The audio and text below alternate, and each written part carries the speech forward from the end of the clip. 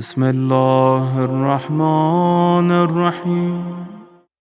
اعوذ باللہ من الشیطان اللعین الرجیم. بسم اللہ الرحمن الرحیم. لا حول ولا قوة الا باللہ العلی العظیم. نحمده ونستعینه ونستغفره ونشکره ونتوسل الیہ ونتوکل علیہ. نصلی ونسلم علی خیرته فی خلقہ حافظ سرہ ومبلغ رسالاتہ سیدنا و نبینا ابی القاسم محمد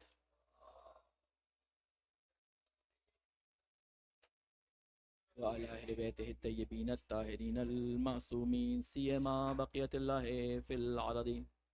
قال اللہ تعالی فی کتاب المبین وقولہ الحق. اعوذ باللہ من الشیطان اللعین الرجیم. قل هذه سبيلي أدعو إلى الله على بصيرة أنا ومن اتبعني وسبحان الله وما أنا من المشركين. صدق الله العلي العظيم. صلوات بھیجے محمد وعلى محمد. السلام علیکم ورحمۃ اللہ وبرکاتہ. سب سے پہلے اپنی طرف سے آپ تمام مومنین مومنات کو ماہ مبارک رمضان، ماہ مبارک محرم کے ان ایام کی، خصوصاً آج کے دن کی تسلیت و تعزیت پیش کرتے ہیں. آہستہ آہستہ ایام محرم ہمارے درمیان سے گزرتے جا رہے ہیں، اور ہماری کوشش تمام مومنین کی یہی ہے کہ ہم جس طرح محرم آگے بڑھ رہے ہیں، ہم چاہتے ہیں کہ اسی طرح ہمارے دلوں میں امام حسین علیہ السلام کی محبت، ان کی معرفت بھی آگے بڑھے. لہٰذا اس چیز کو مد نظر رکھتے ہوئے ہم نے جس چیز کو آپ کے سامنے عنوان بنایا وہ یہ موضوع تھا کہ کربلا تجلی گاہ اہداف قرآنی. اور جس آیت کا انتخاب کیا وہ سورہ یوسف کی آیت نمبر 108 آیت تھی، کہ جس میں اللہ تعالیٰ یہ ارشاد فرما رہا ہے کہ اے نبی فرما دیجئے کہ میرا راستہ یہ راستہ ہے، یہ میرا راستہ ہے، اور میرے پیروکار یا میرا پیروکار یا میری اتباع کرنے والا اللہ کی طرف بصیرت کے ساتھ دعوت دے رہا ہے، اور اللہ کی ذات پر برائی سے، اللہ ہر برائی سے پاک ہے، اور میں مشرکین میں سے نہیں ہوں.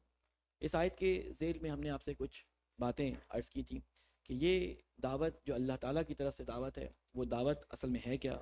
کہ وہ دعوت اللہ تعالیٰ کی توحید کا پیغام، اللہ تعالیٰ کی طرف سے اخلاق کا پیغام، اللہ تعالیٰ کی طرف سے پچھلے انبیاء علیہ السلام اور ان کی امتوں پہ آنے والے جسے کہتے ہیں کہ نوازشوں اور ان کے عذاب کا بیان، یہ اللہ تعالیٰ کی قرآن کی دعوت ہے جو اللہ تعالیٰ کے رسول ہر جگہ دیتے ہیں. یعنی جہاں رسول خدا جاتے ہیں تو ابلاغ، لوگوں کو قرآن کرتے ہیں، لوگوں کو قرآن کی تعلیمات دیتے ہیں. اللہ تعالیٰ کے رسول نے اپنی تعلیمات کو، اپنی جسے کہتے ہیں کہ تبلیغ کو بہت اسپیسیفک رکھا تھا. یعنی شروع کے سال اللہ تعالیٰ کے رسول نے جو ہے صرف تبلیغ کہاں کی، پہلے ایک کلی پیغام دے دیا کہ تم جو ہے میری بات پہ یقین کرتے ہوئے نہیں کرتے، ٹھیک ہے، صرف ان سے ایک تائید دے دی لوگوں کی، وہ ہے ابو قبیس پہ کھڑے ہو کے، ٹھیک ہے. اور پھر جب دعوت ذوالعشیرہ کی تو صرف اپنے خاندان والے جو بنی ہاشم کے لوگ تھے، جو نزدیکی لوگ تھے، ان کو بلا کے اس دعوت کو شروع کیا. اور آہستہ آہستہ پھر یہ پیغام عمومی ہوتا چلا گیا، اور عمومیت اس کی کہاں تک پہنچی کہ رسول خدا صلی اللہ علیہ وسلم کی زندگی ہی میں مختلف فتوحات ہوئیں اور مختلف جگہوں پر اسلام جو ہے وہ پھیلا. تو یہ پیغام آگے بڑھتا چلا گیا. اس پیغام کو پہنچانے کے لیے اور اس پیغام کی حفاظت کے لیے اللہ تعالیٰ کے رسول نے بہت انتظام کیا، کیونکہ اس سے پہلے جو رسول آئے تھے، اس سے پہلے رسول خدا صلی اللہ علیہ وسلم سے پہلے جو رسول آئے تھے، تو انہوں نے بعض کے اوصیاء اور بعض کے اولیاء اور بعض کے وسیع موجود تھے، اور وہ ان کے بارے میں تاکید کر کے جاتے تھے. ان کو یہ تھا کہ ان کے بعد ایک نبی آئے گا، اگر کوئی بگاڑ امت میں پیدا ہو گیا تو ان آنے والے نبی نے اس بگاڑ کو صحیح کر دینا ہے. لیکن رسول خدا صلی اللہ علیہ وسلم آخری نبی تھے، لہٰذا اللہ تعالیٰ نے کوئی ایسا انتظام کرنا تھا کہ یہ انتظام بعد میں بھلایا نہ جا سکے. دیکھیں، کوئی چیز بہت زیادہ عام ہو جائے تو اس میں شک و تردید پیدا کر دی جاتی ہے. کوئی چیز بہت زیادہ کثرت کے ساتھ ریپیٹ ہوئی ہو تو تاریخ دان یا جو دل میں کینہ یا جسے کہتے ہیں کہ ایک حسد رکھنے والے یا دل میں کوئی ایسی کجی رکھنے والے، وہ تاریخ کے اندر چیزوں کو گھما دیتے کہ نہیں یہ واقعہ اس وقت نہیں ہوا تھا، یہ واقعہ اس وقت ہوا تھا، فلاں جو ہے آیت کا شان نزول یہ ہے، فلاں آیت کا شان نزول یہ ہے، تو یہ بعد میں کام کیے جا سکتے تھے۔ تو ایسے واقعات کہ جن پہ دین کا دار و مدار تھا، اللہ تعالیٰ نے ان کو ایسے سینیریو کے اندر گھیرا، ایسے حالات میں بنایا کہ کوئی اس کا انکار نہ کر سکے۔ دیکھیں بعض واقعات ایک ہی دفعہ واقع ہوئے، ایک ہی دفعہ واقع ہوا، اللہ تعالیٰ نے ان کو قرآن مجید میں ذکر کر دیا، کچھ کو سیرت کے اندر ہم نے دیکھا، کچھ روایات اور احادیث کے اندر ہمارے پاس آ گئے۔ میں چھوٹی سی بس اپنی تمہید اور مقدماتی گفتگو کو باندھتے ہوئے آپ کو کچھ واقعات جو قرآن میں ہیں ان کے بارے میں بتاتا ہوں، اور پھر رسول خدا صلی اللہ علیہ وآلہ وسلم کی زندگی میں کس طرح وہ اسپیسیفک واقعات جو اللہ تعالیٰ نے بالکل ایک خاص موقع، ایک خاص وقت اور ایک خاص جگہ پر جو ہے ان کو اللہ تعالیٰ کے رسول کرنے کا حکم دیا، وہ آپ کے سامنے بیان کروں گا۔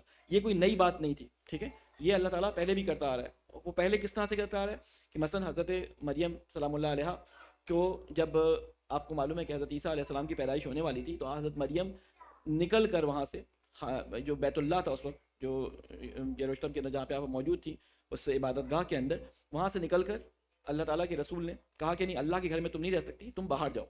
جب بھوک لگی تو اللہ کے رسول اللہ نے مریم کو حکم دیا کہ اس درخت کے تنے کو ہلاؤ۔ اللہ خود بھی وہ اللہ جو مریم کو وہاں پہ غذا پہنچا رہا تھا، حضرت زکریا آتے تھے پوچھتے یہ غذا کہاں سے آئی ہے، جب غذا وہاں پہ بھی ملتی تھی، لیکن اللہ تعالیٰ مریم کے لیے بغیر مانگے غذا وہاں پہ پرووائڈ کر رہا تھا اس زمانے میں۔ لیکن جب مریم کو کہا کہ تم جو ہے وہ اپنے بچے کے لیے اپنے لیے غذا چاہتی ہو تو اس کھجور کے درخت کو ہلاؤ، تمہارے لیے کھجور کی جو ہے وہ فصل تیار ہو جائے گی اور تمہارے لیے غذا آ جائے گی۔ کیوں یہ واقعہ بیان کرنے کی وجہ کیا تھی؟ اگر واقعہ یہ بیان نہ بھی کیا جاتا تو اس سے کیا فرق پڑ جاتا؟ بتانا یہ چاہتا خدا بند کریم کہ دیکھو بعض لوگوں کو بعض جگہوں پہ میں کچھ فضیلتیں دیتا ہوں، اور بعض بچوں کو بعض بچوں پہ، بعض خواتین کو بعض خواتین پہ میں کچھ فضیلتیں دیتا ہوں، تو ان کو اللہ تعالیٰ نے ایک اشارتاً بیان کیا۔ میں بس اشارتاً ہی کرتے ہوئے گزروں گا، یعنی اللہ تعالیٰ نے یہ بات مخصوص رکھنی تھی کسی کے لیے کہ بغیر مانگے اس کو کچھ ملے، اور مریم کو خانہ خدا سے نکالا اور کسی کو خانہ خدا میں جو ہے وہ بلایا، تو ایک واقعہ اسپیسیفک ہو گیا، ٹھیک ہے، دونوں ہی اللہ تعالیٰ کی جسے کہتے ہیں کہ کام تھے، اللہ تعالیٰ کی مرضی سے ہوئے تھے دونوں کام۔ اب آئیے تھوڑا سا آگے۔ اب رسول خدا صلی اللہ علیہ وسلم نے، آپ کو پتہ ہے زندگی میں جو رجسٹرڈ کہہ رہا ہوں کہ جو ڈاکومنٹڈ حج ہیں، وہ کتنے حج کیے ہیں رسول خدا نے؟ مدنی زندگی میں رسول خدا نے ایک حج کیا، 10 سالہ مدینے میں آپ نے اسلامی حکومت کا قیام کیا۔ چلیں آپ کہتے ہیں اس سے پہلے مکہ فتح نہیں ہوا تھا، لیکن 6 ہجری میں آپ عمرے کی نیت سے گئے، آپ کو معلوم ہے عمرے کی نیت سے گئے اور آپ کو عمرہ نہیں کرنے دیا گیا۔ 7 ہجری میں اس عہد نامے کے مطابق کہ آپ اس سال عمرہ نہیں کریں گے، اگلے سال عمرہ کریں گے، آپ کہیں کہ چلیں وہ عمرہ کمپلیٹ نہیں تھا، لیکن بعد والا عمرہ قضا کے نام سے جو مشہور ہوا، 7 ہجری میں آپ چلے گئے۔ 8 ہجری کے اندر فتح مکہ ہو گئی، ٹھیک ہے، 8 ہجری میں مکہ فتح ہو گیا، لیکن 8 ہجری میں آپ نے حج نہیں کیا، 8 ہجری میں آپ نے حج نہیں کیا، 9 ہجری میں بھی حج نہیں کیا۔ 9 ہجری میں حج رسول خدا کر سکتے تھے، رسول خدا حج کر سکتے تھے، ہمیں مکے کے وہ حج نہیں جو رسول خدا مکی زندگی میں کر چکے تھے ان کے بارے میں بھی گفتگو نہیں کرنی، وہ کتنے کیے تھے وہ تاریخ میں مینشن نہیں ہے، ٹھیک ہے، کیونکہ مکہ میں رہتے تھے۔ اصل بات کیا ہے، مدینے کی زندگی میں ایک ہی حج رسول خدا کا ڈاکومنٹڈ موجود ہے، جو تاریخ دانوں نے حدیثوں میں، جس کا ذکر قرآن مجید میں سب جگہ ذکر ہے کہ اللہ تعالیٰ کے رسول کو سورہ حج میں یہ حکم دیا کہ تم لوگوں کو حج کے لیے اذان دو۔ حضرت ابراہیم کو جو آیات نازل کی تھی وہی رسول خدا کو وہ آیات اسی وقت نازل ہوئی ہیں حج کے حکم کے لیے، کہ تم دعوت دو کہ تم اپنی سوکھی اور تندرست اور سواریوں پہ سوار ہو کے آؤ حج کے لیے۔ یہ حضرت ابراہیم علیہ السلام کی دعوت تھی جو رسول خدا کو اس حج کے موقع پہ نازل ہوئی۔ تو رسول خدا صلی اللہ علیہ وسلم نے حکم دے دیا کہ جاؤ حج کے لیے جانے کا اعلان کر دو کہ اس سال رسول خدا حج پہ جا رہے ہیں۔ تمام جگہوں پہ اپنے مبلغین کو بھیج دیا کہ حج کی دعوت دو، حج کی دعوت دو۔ جہاں فتوحات ہوئی تھیں ان سے بھی، جن سے معاہدے ہوئے تھے اور مسلمان تھے وہ لوگ، ان سے بھی، تمام علاقوں میں اطراف کے اعلان کروا دیا رسول خدا نے کہ حج پہ جا رہے ہیں۔ تقریباً 1 لاکھ سوا لاکھ کا مجمع رسول خدا صلی اللہ علیہ وسلم کے ساتھ جو ہے آپ کو معلوم ہے کہ حج پہ پہنچا ہے۔ وہ کس وجہ سے کہ اب یہ حج رسول خدا نے وہاں پہ احادیث کثرت سے کہ اب دیکھو جس طرح میں مناسک حج انجام دے رہا ہوں اس طرح سے تمہیں مناسک حج انجام دینے ہیں۔ لوگ ساری چیزیں دیکھ رہے ہیں، ساری مشینری، ساری جسے اس وقت یوں کہہ لوں کہ کیمرہ مین اور ان کی ٹیمز، سوشل میڈیا ٹیمز، سارے جسے کہتے ہیں نا کہ میڈیا، سارا کا سارا میڈیا رسول خدا پہ مرکوز ہے کہ رسول خدا صلی اللہ علیہ وسلم کیا کرنے والے ہیں۔ پہلے اتنی زیادہ اس کی پبلسٹی کی گئی، اتنے زیادہ اس کے جو ہے وہ ٹکٹس چلائے گئے، اتنی زیادہ لوگوں کو بھیج کے، جو آپ کہہ رہے ہیں نا کہ اس پہ لوگوں کو بلایا گیا. اس کے بعد رسول خدا نے ابھی یہاں پہ احکامات بتا دیے، حجت الوداع کا آخری خطبہ دے دیا. بعض لوگ اس کو آخری حج کہتے ہیں. آخری حج نہیں، یہ رسول خدا کا ایک اور واحد حج تھا مدنی زندگی میں. یہ ایک اور واحد حج تھا، آخری حج نہیں. حجت الوداع تھا، یعنی اس کے بعد رسول خدا ودا ہو گئے. ٹھیک ہے، ہمارے اس دنیا سے انہوں نے اعلان کر دیا وہاں پہ. بہرحال تو رسول خدا آگے بڑھے، اور وہ جگہ جہاں سے ٹرننگ پوائنٹ تھا، وہ جگہ جہاں سے ٹرننگ پوائنٹ تھا، لوگ مختلف ٹرننگ پوائنٹ سے مراد کہ دو علاقوں اور دو مختلف اسٹیٹس کے لوگ الگ ہونے والے تھے. یمن کے لوگ الگ ہونے والے تھے، مختلف لوگ آگے رسول خدا سے جدا ہونے والے تھے. اب تک یہ قافلہ ساتھ جا رہا تھا. مثلا اگر میں یہاں سے چلوں اور میرے ساتھ یہ سارے کے سارے لوگ جائیں، لیکن دروازے سے نکلنے سے پہلے میں آفس کے بعد کھڑے ہو کے لوگوں سے کہوں میری بات سن لیں ذرا. کیوں؟ اس لیے کہ آفس کے بعد سے نکل کے کوئی اپنی گاڑی میں ادھر جائے گا رائٹ پہ، کوئی لیفٹ پہ جائے گا، کوئی سیدھا چلا جائے گا، کوئی پلٹ کے پیچھے جس نے گاڑی پارک کی ہے وہاں چلا جائے گا. تو رسول خدا ابھی تک موقع کے جسے کہتے ہیں کہ انتظار میں تھے، اور اللہ تعالیٰ کی وحی کے انتظار میں تھے. پیغام پہنچانا تھا تو اللہ تعالیٰ نے ایگزیکٹ ایک پوائنٹ کا انتخاب کیا، بس ایک جگہ جہاں پہنچے اللہ تعالیٰ نے وحی نازل کی. اے رسول پہنچا دیجئے، بلغ ما انزل الیک، اس چیز کا حکم جو آپ کو حکم دیا گیا ہے. رسول اپنی جگہ سے ہلے نہیں، وہیں پہ اپنا اونٹ بٹھا دیا اور کہا کہ جو آگے چلے گئے ان کو بلا لو، جو پیچھے رہ گئے ان کا انتظار کرو. وہ سارے واقعات غدیر کے آپ نے سنے میں. کیوں یہ سارا انتظام کیا گیا؟ اس لیے انتظام کیا، 3 دن رسول خدا نے غدیر میں روکا ہے. 3 دن. اب سوچیں کہ جو لوگ وہاں سے آئے ہوں گے، تو یہ ہوتا ہے نا کہ حج کے بعد اتنے دن میں پہنچ جاتے ہیں، تو لوگوں کے پیچھے لوگ انتظار کر رہے ہوں گے، لوگوں کو کہہ کے گئے ہوں گے نا کہ بس اس تاریخ پہ واپس آ جائیں گے، حج اس تاریخ کو ختم ہو جائے گا، اتنے دن کا سفر ہے، ایک دن ہم لیٹ ہو گئے تو اس تاریخ کو آ جائیں گے، ورنہ اس سے ایک دن پہلے آ جائیں گے. یہ احتمال لوگ انتظار کر رہے تھے. تو اب رسول خدا نے وہ پیغام جو اللہ تعالیٰ نے پہنچانے کے لیے کہا تھا، وہ پیغام پہنچا دیا. ٹھیک ہے، وہ پورا تفصیلی خطبہ ہے رسول خدا کا غدیر کے اوپر جو آپ نے وہاں پہ بیان فرمایا. اور وہ مولا امیر المومنین علیہ السلام کو وہاں پہ اپنا نائب اور وسیع کھل کے ان تمام لوگوں کے سامنے جنہوں نے دعوت ذوالعشیرہ میں یہ بات نہیں سنی تھی کہ میں اپنی دعوت کو تمہیں دے رہا ہوں، جو میری بات کو مانے گا وہ میرا وسیع. یہ دعوت ذوالعشیرہ سے بتاتے آ رہے تھے، لیکن یہاں پہ وہ لوگ بھی شامل تھے جو دعوت ذوالعشیرہ اور مکی زندگی اور مدنی زندگی میں ہر جگہ رسول خدا کے ساتھ نہیں تھے. تو اب یہ وہ سارے مسلمان تھے، چاہے وہ مسلمان جیسے سارے مسلمان موجود تھے. تو ان مسلمانوں کو اللہ تعالیٰ نے ایک ذمہ داری دے دی. یہ پنکھا چلا دیجیے ذرا. ان مسلمانوں کو اللہ تعالیٰ نے یہ ذمہ داری دے دی. اب رسول خدا نے یہ جگہ جو پوائنٹ کی، 3 دن روکا لوگوں کو. تو ہوا اس سے کیا کہ جو لوگ انتظار کر رہے تھے انہوں نے بھی پوچھا ہوگا نا کہ بھائی کیا ہوا، اتنی دیر کیوں کر دی.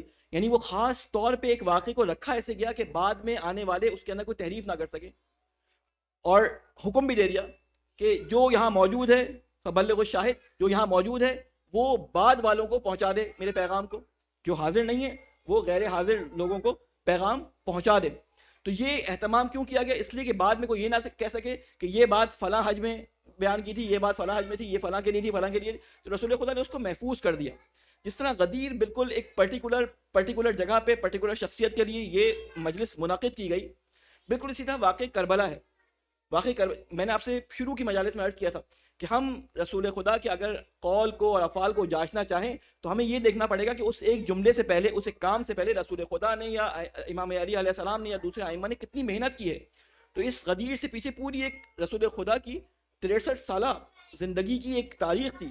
اپنے آپ کو صادق و امین کہلوانا، پھر اس کے بعد اپنے آپ کی نبوت کو منوانا، پھر پیغام کو پہنچانا، اور پھر آخر میں اللہ تعالیٰ کی طرف سے دی گئی جسے کہتے ہیں ذمہ داری کو لوگوں میں منتقل کر دینا. یہ ایک اسپیسیفک چیز تھی، رسول خدا نے ایک خاص موقع پہ کی جو ہمیشہ لوگوں کو جسے کہتے ہیں یاد رہے. امام حسین علیہ السلام کا واقعہ یہ بھی اسی طرح کا واقعہ تھا. آپ سوچیں کہ امام علی علیہ السلام کے بعد بنی امیہ کی پوری ٹیم جس نے 70 سال منبر سے امام علی علیہ السلام پہ سب و شتم کروائے، تو آپ تصور کر سکتے ہیں کہ وہ امام حسین علیہ السلام کے واقعے کو ایسی چھوڑ دیتی، امام حسین علیہ السلام کی جو جسے کہتے ہیں رپورٹنگ ہوئی تھی اس کو ایسی آپ تک پہنچنے دیتی. یقیناً بہت سارے ایسے کام کیے گئے ہوں گے کہ امام حسین علیہ السلام، ابھی میں اس بات کو بیان نہیں کر رہا کہ امام حسین کے ساتھ کیا ہوا، وہ نہیں، اپنی ذہن میں سارے واقعے کربلا کو رکھیں کہ اس نے کتنی کوشش کی ہوگی کہ سارا سوشل میڈیا، سارے رپورٹر، سارے جسے کہتے ہیں کہ بکاؤ تاریخ دان، ان تمام کو لگا دیا ہوگا کہ اس واقعے کو کسی طرح سے تبدیل کر دو، یا اس کے اندر کوئی تحریف کر دو، یا اس کو کسی طریقے سے اس کے رخ کو موڑ دو. یہ کی ہوگی یا نہیں کی ہوگی؟ تو ایسے واقعات اور ایسے لوگوں اور ایسے حکمرانوں کے بیچ سے نکل کر کربلا ہم تک پہنچی. اس میں کمال کس چیز کا تھا؟ اس میں کمال اس چیز کا تھا کہ جو امام حسین علیہ السلام کی حکمت عملی تھی، امام حسین علیہ السلام کا جو کام تھا، ان کاموں نے اس واقعے کو ہمیشہ کے لیے امر کر دیا. دیکھیں قرآن مجید کے اندر شیطان کے مختلف تیروں کا ذکر ہے کہ کس طرح اس نے اپنے تیر اپنے جسے کہتے ہیں اولیاء کے ذریعے، اپنے اماموں کے ذریعے اللہ کے نیک بندوں پہ چلائے ہیں. مختلف تیر تھے، شیطان کے مختلف حملے تھے. کبھی اس نے کیا کیا، کبھی اس نے مثلا بھائی اور بھائی کے درمیان دشمنی کروائی، قابیل کا ذکر ہمیں ملتا ہے. کبھی بھائیوں میں ایسی دشمنی کروائی کہ حضرت یوسف علیہ السلام کے بھائیوں کا ذکر ملتا ہے کہ اس کی وجہ سے آپ نے اپنے والد کو جو ہے وہ آزمائش میں ڈالا، ان کو مصیبت اور گریے کی حالت میں چھوڑ دیا. اس کے بعد ہمیں کچھ خواتین کی مثال ملتی ہے کہ حضرت نوح علیہ السلام اور حضرت لوط علیہ السلام کی بیوی کی مثال ہمیں اللہ تعالیٰ قرآن مجید میں دیتا ہے. کہیں پہ ہمیں رسول کی کسی زوجہ پر تہمت کی بات ملتی ہے. یہ سب کون کر رہا ہے؟ یہ سب شیطان کی طرف سے تیر چلائے جا رہے ہیں. وہ ترکش جو شیطان کے پاس تھا، شیطان کے ان ترکش کے اندر موجود تیروں کا قرآن مجید میں مختلف جگہوں پہ ذکر تھا. ایک جگہ پہ شیطان کوئی تیر چلاتا، ایک جگہ پہ شیطان کوئی تیر چلاتا. تو اب موقع ایسا تھا کہ اب شیطان کا آخری تیر یہ تھا کہ وہ اسلام کے تابوت میں، اسلام کے نام پر، اصلی اسلام کے تابوت میں یزید کے نام کی کیل ٹھوک دے، جس کے بعد اسلام نام کا اسلام رہ جائے لیکن اس کے اندر اسلام کی کوئی چیز موجود نہ ہو. تو ایسے موقع پہ امام حسین علیہ السلام نے کہا کہ میں اس کو ایسی طریقے سے گھیر کے ماروں گا، اس کے ترکش میں جتنے تیر ہیں ان کو میں سب کو خالی کروا دوں گا. اس نے لوگوں کو ان کی خواتین کے ذریعے آزمایا، ان کے بچوں کے ذریعے آزمایا، ان کے مال کے ذریعے آزمایا. تمام چیزیں آپ قرآن مجید میں بہت سارے بے شمار واقعات ہیں تاریخ میں، آپ اس کو پڑھ سکتے ہیں. امام حسین علیہ السلام نے کہا کہ تم جتنے تیر اب تک چلا چکے ہو اس سے بھی آگے کی میں سوچ کے آیا ہوں. میں اپنے ساتھ زینب کو بھی لے کے آیا ہوں، میں اپنے ساتھ اپنے بہنوں کو، اپنے بھائیوں کو، اپنے بیٹوں کو، اپنا مال خرچ کر کے، اپنی جائیدادیں چھوڑ کے، میں تمام وہ تیر جس کی وجہ سے تم کسی کو بلیک میل کر سکتے ہو میں تمام اپنے ساتھ لے کے آیا ہوں. مجھے کس چیز کے ذریعے بلیک میل کرو گے؟ کوئی جان کسی کے لیے ہوتی ہے، وہ جان بھی میں اللہ کی راہ میں قربان کرنے کے لیے آیا ہوں. اب مجھے کوئی بلیک میل نہیں کر سکتا. یعنی اللہ تعالیٰ کے اس ولی نے اس طرح سے حکومت کو اوریا کیا تھا کہ وہ تمام تیر شیطان کے ظاہر کر دیے تھے کہ بعد میں آنے والا کوئی منافق کفر میں تبدیل نہ کر سکے، اسلام کو کفر میں تبدیل نہ کر سکے. کہ ظاہری طور پہ ایک حاکم مسلمان کی شکل والا بیٹھا ہو اور اندر ساری چیزیں کفریہ موجود ہوں. تو یہ امام حسین علیہ السلام نے کربلا میں کام کیا تھا. یعنی ایک پیسیفک واقعہ تھا اور یہ واقعہ کسی اور امام کے ساتھ پیش بھی نہیں آیا. اسی لیے کربلا کے بارے میں شروع سے اتنی زیادہ تاکیدیں کی گئی. میں نے آپ کے سامنے کل بیان بھی کیا تھا کہ حضرت آدم علیہ السلام سے لے کے ہر نبی کو کربلا کی کہانی، کربلا کا واقعہ، کربلا کے اندر ہونے والے مظالم کے بارے میں بتایا گیا. کیوں؟ اس لیے کہ یہ کربلا کا واقعہ ہر ایک سنتا ہوا آیا تھا اور آئندہ نسلیں بھی جب یہ سنے تو اس کو یہ پتا ہو کہ یہ قدیمی چلتا ہوا تسلسل ہے جو کہاں پہ ختم ہوگا. جو امام زمانہ جس کی ہمیں تاریخ میں اور شواہد ملتے ہیں وہ امام زمانہ علیہ السلام تک تو چلے گا کہ جب آپ امام زمانہ جب ظہور کریں گے تو وہ صدا لگائیں گے کس چیز کی؟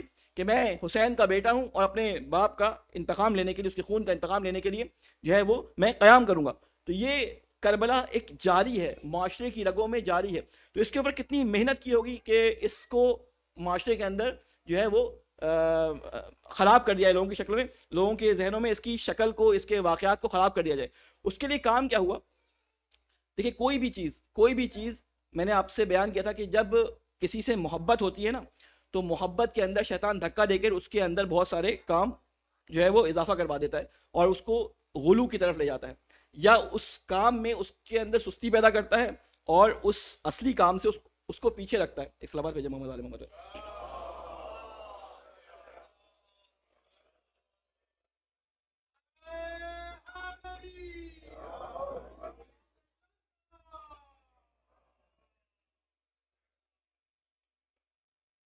ایک اور صلوات بھیجے محمد والے محمد.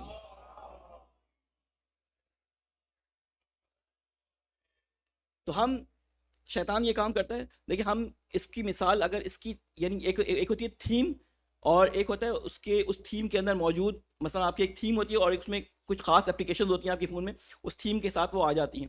اگر ہم اس کربلا کی تھیم کو قرآن مجید میں دیکھنا چاہیں، اس کربلا کی تھیم کو کہ اس طرح کے واقعات، اس طرح کے اہداف کے ساتھ، تو اس کا ایک شائبہ ہمیں قرآن مجید میں نظر آتا ہے. قرآن مجید میں بھی نظر آتا ہے، بائبل میں اگر آپ عہد عتیق یا عہد قدیم کے اندر، بلکہ عہد جدید کے اندر جو نیو ٹیسٹیمنٹ ہے اس کے اندر آپ دیکھیں تو اس میں بھی ہمیں ایک واقعہ ملتا ہے. اور وہ واقعہ ہمیں کیا ملتا ہے؟ بالکل جس طرح سے امام حسین علیہ السلام کے مقصد اور اہداف تھے، اسی طرح کے مخالف گروہ کے اہداف حضرت عیسیٰ علیہ السلام کے زمانے میں بھی لوگوں کے اندر موجود تھے. کیا ہوا تھا وہ بات؟ لیکن حضرت عیسیٰ علیہ السلام کے زمانے میں یہودی جو تھے وہ طاقت میں نہیں تھے، رومنس کی حکومت تھی، تو جہاں یہودی رہا کرتے تھے رومن گورنر وہاں پہ موجود تھا۔ حضرت عیسیٰ کس لیے آئے تھے؟ حضرت عیسیٰ علیہ السلام نے اپنے آنے کا مقصد یہ بیان کیا تھا، اللہ نبی ہے نا، کہ انہوں نے بتایا تھا کہ میں بنی اسرائیل کی بکھری ہوئی بھیڑوں کو جمع کرنے آیا ہوں، یعنی انہوں نے بنی اسرائیل کے نبی ہونے کا اپنے آپ کو اور بنی اسرائیل کا صرف بنی اسرائیل کا پرٹیکولر نبی ہونے کا اعلان کیا تھا۔ اور انگلش جو ترجمے ہیں اس میں ان میں کیا کیا کیا کہا گیا ان کو؟ کنگ آف جیوز کے نام سے ان کو جانا گیا۔ تو انہوں نے جا کے گورنر سے شکایت کی، لیکن یہ جو حضرت عیسیٰ علیہ السلام کو خدا یا خدا کا بیٹا کہا گیا، یہ تو بعد کی بات ہے نا، یہ ان کا جو خلیفہ بنا پال، اس نے یہ بعد میں یہ تحریفات جو ساری کی ساری جو ہیں وہ اس کے زمانے کے بعد سے آئی ہیں۔ جب خلافت بگڑی اور غلط ہاتھوں میں گئی تو عیسائیت کے نا تحریف ہو گئی، انہوں نے حضرت عیسیٰ کو خدا یا خدا کا بیٹا کہنا شروع کر دیا۔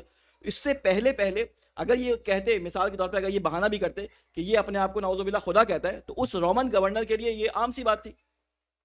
کیوں؟ وہ کہتا ہے ہمارے پاس 200 خدا پہلے سے موجود ہیں، ایک خدا اور اضافہ ہو جائے گا، اس کا کیا مسئلہ ہے؟ انہوں نے جو شکایت کی جا کے، انہوں نے کہا کہ یہ اپنے آپ کو کنگ آف جیوز کہتا ہے۔ اب یہ گورنر کے لیے تھوڑا الارمنگ تھا، کنگ آف جیوز، ایک کنگ کے مقابلے میں، رومن کنگ کے مقابلے میں ایک جیوز کا کنگ الگ آ گیا، اس نے ان کو قید کر دیا۔ بہرحال وہ پوری ایک لمبی سٹوری ہے۔ تو ہوا کیا کہ حضرت عیسیٰ علیہ السلام کے ساتھ ایک واقعہ ذکر کرتا ہے، ذکر ہمیں قرآن مجید میں ملتا ہے۔ یہی چیز اگر ہم امام حسین علیہ السلام کے ساتھ دیکھیں تو یزید نے یہاں پر کہنے کی کوشش کیا کی کہ وہ بھی، یعنی جو مورخین تھے جن کے قلم بک چکے تھے، انہوں نے کہنے کی کیا کوشش کی کہ یزید بھی ایک شہزادہ تھا نعوذ باللہ بدبخت قسم کا، اور امام حسین علیہ السلام بھی ایک، اس نے شہزادے سے تشبیہ دے دیا اس کو کہ دو شہزادوں کی جنگ تھی اور دو شہزادے آپس میں ہوا، تو جنگ میں تو ظاہر ہے کوئی نہ کسی ایک نہ ایک کو فتح ہوتی ہے، اس میں حق اور باطل کی کوئی بات ہی نہیں ہے۔ تو اس بات کو سیاسی طور پہ بھی، اس بات کو جذباتی طور پہ بھی، اور اس بات کو مختلف طریقوں سے اس واقعے کے ہدف سے دور کرنے کی کوشش کی گئی۔ اب ہوا کیا کہ امام حسین علیہ السلام کے بعد جو بھی اسلام میں تحریکیں اٹھی، وہ تحریکیں کیا کہلاتی تھی؟ سرخ تحریکیں کہلاتی تھیں، سرخ تحریکیں، خون والی تحریکیں، یعنی وہ قیام کرتے تھے، لڑتے تھے، مرتے تھے اور شہید ہو جاتے تھے۔ امام حسین کے بعد مسلمانوں کے خون میں ایک ایسی گرمی پیدا ہو گئی کہ مختلف جگہوں پہ حکومت کے اندر سرخ تحریکیں چلنی شروع ہو گئی، اور بعد میں وہی ہوا، بنی عباس بھی امام حسین علیہ السلام اور بنی، جسے کہتے ہیں کہ آل محمد کا نام لے کے اقتدار کے اندر آئے، ٹھیک ہے نا۔ تو یہ سرخ تحریکیں شروع ہو گئیں۔ پھر میں نے آپ کو ایک اطلاع کے وہ ایک شارٹ سمری بتائی تھی کہ کس طرح شیعت مختلف ادوار میں مختلف دوروں پہ چلتی آئی۔ تو ایک صفوی حکومت آئی جس کو شیعہ حکومت کہا جاتا ہے۔ یہ شیعہ حکومت اس معنی میں شیعہ نہیں تھی کہ اس کے حکمران شیعہ تھے، اس معنی میں کہ وہ شیعہ فقہ کے مطابق اور شیعہ اللہ تعالیٰ کے احکامات کے مطابق اس کو ڈھال رہا ہوں، بلکہ انہوں نے شیعہ علماء کو اپنے ساتھ رکھا تھا، اس میں رہنے والے تمام لوگ شیعہ تھے، لیکن اللہ تعالیٰ کی حکومت ہو، کیونکہ اسلامی حکومت صرف اللہ کی ہو سکتی ہے، رسول نے بھی اللہ کی حکومت کو قائم کیا تھا، وہ والی حکومت موجود نہیں تھی، کیونکہ وہ عثمانی حکومت کے مقابلے میں بنی تھی، اور بعد میں پھر عثمانی حکومت کے ساتھ دوست بھی ہو گئے تھے ان کے بعد بادشاہ، تو ان کے یہاں صوفی ازم کی طرف زیادہ توجہ تھی۔ ہمارے بہت سارے علماء کیونکہ اس وقت بہت زیادہ جسے کہتے ہیں کہ قید اور جسے کہتے ہیں اذیتوں میں اپنی شیعت قوم کو دیکھ چکے تھے، تو کچھ علماء ان بادشاہوں کے ساتھ ہو گئے تھے، اور وہ ان کا ایک نیک ہدف تھا۔ علامہ مجلسی جیسے علماء اور مختلف علماء اس وقت بادشاہ کے ساتھ تھے، عباسی خلفاء کے ساتھ تھے، تو اس کا ہدف کیا تھا؟ اس کا ہدف یہ تھا کہ مسلمان شیعہ جو ظلم کا شکار ہیں، ان شیعوں کو اس ظلم سے نکال کے، جو پست ترین قسم کے کام تھے وہ ان کے سپرد کیے جاتے تھے، اس سے نکال کے ان کو ایک اہمیت دی جائے، اور پھر 4 بڑے بڑے جو عہدے ہوتے ہیں کہ جس کی وجہ سے ایک معاشرے کے اندر ایک معاشرہ سازی ہوتی ہے، وہ علماء کے ہاتھ میں آ گئے تھے۔ بہرحال وہ میں ایک تفصیل سے بیان کر چکا ہوں، اس کو ابھی بیان کرنا مقصد نہیں ہے۔ تو ہوا کیا؟ ہوا یہ کہ اس زمانے میں یزید کی فیکٹریوں نے یہ کہنا شروع کیا کیا کہ ابن زیاد نے نعوذ باللہ امام حسین کو، نعوذ باللہ نہیں، ابن زیاد نے قتل کیا ہے، یزید اس کا اصل محرک نہیں ہے، اور آج بھی اس فکر کے پائے جانے والے ہمارے درمیان موجود ہیں۔ ہوا کیا کہ جب شیعہ مجبور تھے، جب حسین کی محبت کرنے والے سے شیعہ نہیں تھے، حسین کی محبت کرنے والے مجبور تھے، تو مجبوری میں کچھ چیزیں شروع ہوئیں، حسین کے لیے گریہ شروع ہوا، امام رضا علیہ السلام نے اس کی بنیاد ڈالی، جو گریہ کرتا جو امام حسین علیہ السلام کی لیے اشعار کہتا ان کے والد کے لیے ان کے مصائب پہ، تو اماموں کی طرف سے ان کو ہدیے دینے شروع کیے۔ یہ عزاداری بڑھتی چلی گئی، اور عزاداری میں مختلف سٹیجز آئے۔ آپ دیکھتے ہیں کہ بعض جگہوں پہ آپ عراق جاتے ہیں تو کچھ تصویریں آپ کو نظر آتی ہیں، بعض جگہوں پہ جاتے ہیں ان کی عزاداری کا طریقہ ہم سے مختلف نظر آتا ہے، لبنان میں آتے ہیں ان کی عزاداری کا طریقہ ہم سے مختلف نظر آتا ہے، کوئی کسی طریقے سے عزاداری کرتا ہے، کوئی کسی طریقے سے عزاداری کرتا ہے۔ یہ کلچر کے لحاظ سے عزاداری ڈھلتی چلی گئی مختلف چیزوں میں، ٹھیک ہے نا. اور مختلف چیزیں عزاداری میں کلچر کے لحاظ سے داخل ہوتی چلی گئیں. تو جہاں تک علماء یہ دیکھتے تھے کہ عزاداری کے اصل مقصد کو فوت ہونے سے بچایا جا رہا ہے اور دوسری چیزیں آ رہی ہیں, تو اس وقت علماء خاموش رہتے تھے. لیکن جہاں پہ یہ دیکھا جاتا تھا کہ عزاداری کے مقصد کو یہ داخل ہونے والی رسومات نقصان پہنچا رہی ہے, تو وہاں علماء نے ہمیشہ اسٹینڈ لیا, وہاں علماء نے اسٹینڈ لیا. کچھ علماء بولڈنیس کے ساتھ کھل کے اسٹینڈ انہوں نے لیا, اور کچھ نے خاموشی سے یا اپنے عمل سے یا خاموشی اختیار کر کے اسٹینڈ لیا. تو مختلف قسم کے یہ حالات پیش آتے رہے.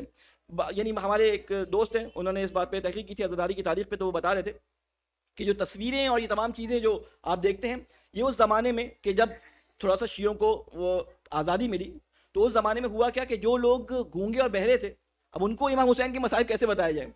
تو آرٹ کے ذریعے عزاداریوں میں وہ جو ٹیبلوز بیان کیے جاتے ہیں, وہ آپ نے دیکھا ٹیبلو ہوتا ہے کہ ایک شخص مثلا یزید کا کردار, ایک ابن زیاد کا کردار, ایک فلاں کا کردار, اور پھر ایک امام حسین کا, ان کے بچوں کا. آپ نے دیکھا ہوگا عراق اور ایران کے اندر یہ رسم رائج ہے کہ وہ ایک ٹیبلو کرتے ہیں. ٹیبلو پتہ نہیں آپ اس کا مطلب میں سمجھا پا رہا ہوں نہیں, کہ ایک پلے کرتے ہیں جس میں اس کام کی جو پہلے ہوا ہوتا ہے اس کی عکاسی کر کے بتاتے ہیں. تو ان تصویروں کے ذریعے, ان ٹیبلوز کے ذریعے لوگوں کو جو سن اور بول نہیں سکتے تھے یہ کام کر کے بتایا. تو کچھ چیزیں عزاداری میں اس طرح سے شامل ہونی شروع ہوئی, لیکن کیونکہ یہ ایک اچھے مقصد کے لیے, ایک اچھے ہدف کے لیے تھی, یہ کام چلتے رہے. وقت کے ساتھ ساتھ کچھ کم ہو گئے, کچھ کی جسے کہتے ہیں کہ ابھی باقیات ابھی تک ہمارے درمیان موجود ہے. تو اس زمانے میں بہت سارے کام ہوئے, کچھ اچھے کام بھی ہوئے اور کچھ ایسے کام بھی ہوئے جن کا اسلام میں امام حسین کے ہدف کے ساتھ کوئی تعلق نہیں تھا. تو بہرحال ہمیں جب عزاداری کرنی ہے تو ہمیں تمام چیزوں کو دیکھنا ہے. ہم اس علی کو جانتے ہیں کہ جس سے ہمیں محبت ہے. سارا زمانہ جو گزر کے آیا, ہزاروں لاکھوں کتابیں اس کے اوپر لکھ دی گئیں, ان کی محبت پہ, ان کے فضائل پہ لکھ دی گئیں, لیکن علی کی معرفت پہ کوئی کتاب ہمارے درمیان موجود نہیں ہے کہ علی کی معرفت حاصل کرنا چاہتے ہیں. آج اگر کوئی نوجوان ہم سے کہتا ہے کہ مجھے علی کو پہچاننا ہے, تو نہج البلاغہ کے علاوہ ہمارے پاس کوئی کتاب نہیں ہے کہ اس کو ہم دے سکے پڑھو. اور آج تک میں آپ لوگوں سے درخواست کروں گا کہ جو صاحب استطاعت ہیں, کوئی ایسا سلیس ترجمہ جو پڑھنے والے کو سمجھ آ جائے انگلش میں یا اردو میں, ابھی تک موجود نہیں ہے. نہج البلاغہ کا ترجمہ بھی پڑھیں تو وہ اس کے متن سے زیادہ جو ہے وہ مشکل ترجمہ ہے. تو آسان ترجموں میں جو لوگ اچھے رائٹرز ہیں, لکھنے والے, ضروری نہیں ہے کہ وہ اسی مکتب سے تعلق رکھتے ہوں. بہت ساری کتابیں ہیں جن کو بہت سارے ایسے لوگوں نے ترجمہ کیا ہے کہ جن کا قلم بہت اچھا تھا, وہ اس مکتب فکر سے تعلق نہیں رکھتے تھے, لیکن اس زبان کے ماہر تھے, انہوں نے بڑا سلیس ترجمہ کیا. تو آپ یہ بیڑا اٹھائیں کہ کم از کم امام علی علیہ السلام کو پہچاننے کے لیے جو کتاب ہمارے سامنے اس وقت موجود ہے, جو سید رضی نے جمع کی ہے, اس کتاب کا ایک سلیس ترجمہ, ایک نہیں 2 4 5 سلیس ترجمے ہونے چاہیے. صاحب حیثیت افراد اس کے لیے کوشش کریں, اور اگر کوئی مشورہ لینا ہو تو میں ان کو رہنمائی بھی کر سکتا ہوں. اس طرح بھیجے محمد والے محمد پہ.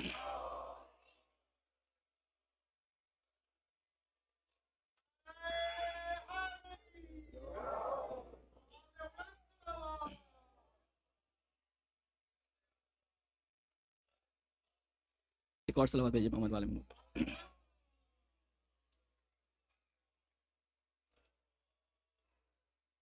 کل میں نے آپ کے سامنے یہ ذکر کیا, دیکھیں یہ ساری چیزیں چلتی آ رہی اور یہ عزاداری ہم تک پہنچ گئی. اور میں نے آپ کو بتایا کہ وہ وائرسز جو مختلف قوموں کو پچھلی لگ چکے تھے وہ ہر قوم میں لگ سکتے ہیں. اور میں نے وہ آیات آپ کے سامنے پڑھی کہ جس طرح ہر قوم میں یہ ہوتا تھا کہ ہم چوزن پیپل ہیں, ہمارے علاوہ کوئی جنت میں نہیں جائے گا, ٹھیک ہے, اور وہ کہتے تھے فلاں قوم جو ہے کافر, ان کے پاس جو کچھ ہے وہ صحیح نہیں ہے, صرف ہمارے پاس ہے صحیح ہے. یہ میں نے آپ کو ایک مثال دی تھی یہودیوں عیسائیوں کی. میں نے کہا تھا اپنے آپ کو قرآن مجید کے اندر ڈھونڈتے جائیں.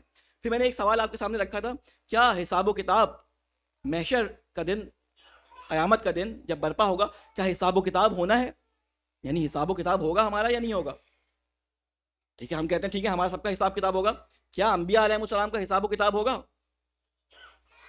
میں نے آپ کو آیات پڑھ کے سنائی تھی قرآن مجید کی کہ انبیاء علیہ السلام سے حساب و کتاب ہوگا. کیا ائمہ علیہ السلام کا حساب و کتاب ہوگا؟ ہمارا دل کہتا ہے نہیں ہوگا, ہمارا دل کہتا ہے نہیں ہوگا. لیکن امام کیا کہتے ہیں اس بارے میں؟ امام کیا کہتے ہیں یا قرآن کیا کہتے ہیں اس بارے میں؟ دیکھیں ہمیں اپنی پسند کا دین نہیں بنانا. حساب و کتاب کا مطلب یہ نہیں ہے کہ کوئی بری بات کے بارے میں سوال ہوگا. ہو سکتا ہے اچھی بات کے بارے میں سوال ہو سکتا ہے کہ شفاعت کے بارے میں سوال ہو سکتا ہے کسی اور چیز کے بارے میں سوال ہو, لیکن سوال و جواب سب کا ہونا ہے.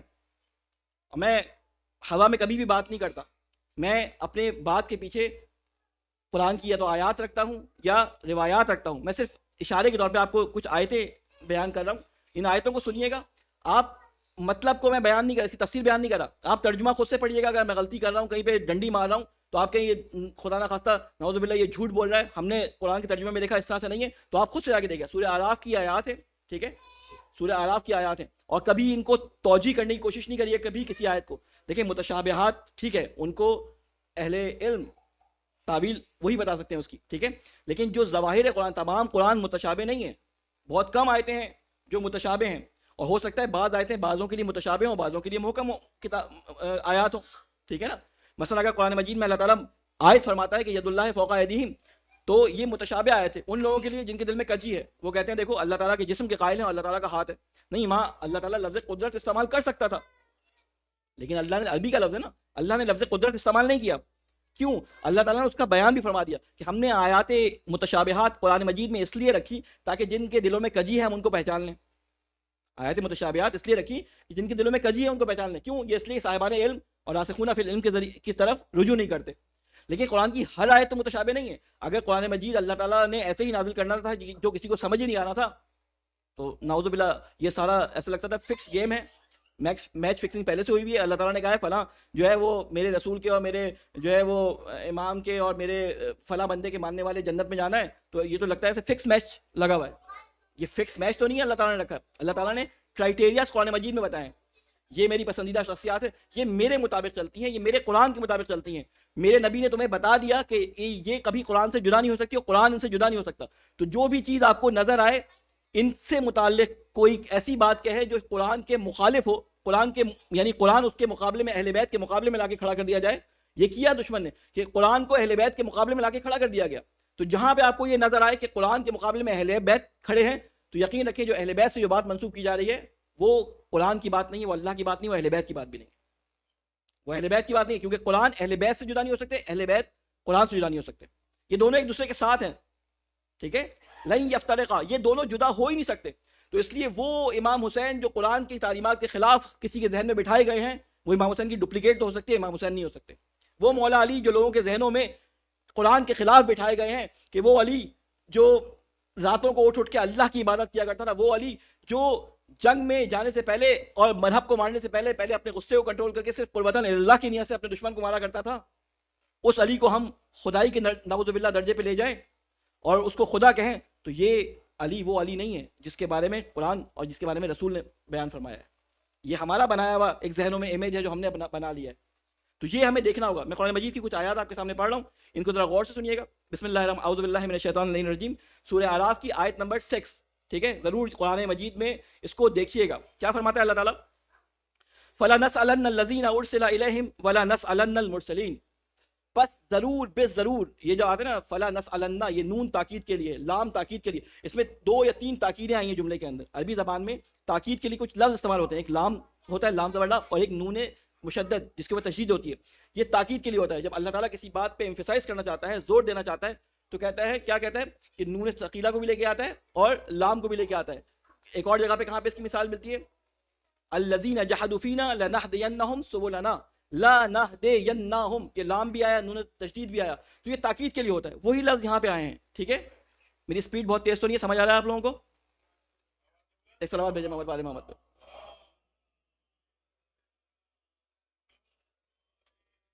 مجھے اندازہ نہیں ہوتا، میری سپیڈ تیز ہو جاتی ہے، اس لیے اگر کبھی بہت تیز سپیڈ ہو رہی ہو اور آپ لوگوں کو سمجھ نہ آ رہا ہو تو مجھے صلوات بھجوا کے جو ہے وہ تھوڑا سا سلو کروا دیا کریں، سپیڈ بریکر صلوات کا لگا دیا کریں میرے سامنے. ایک صلوات بھیجیں محمد والے محمد پہ.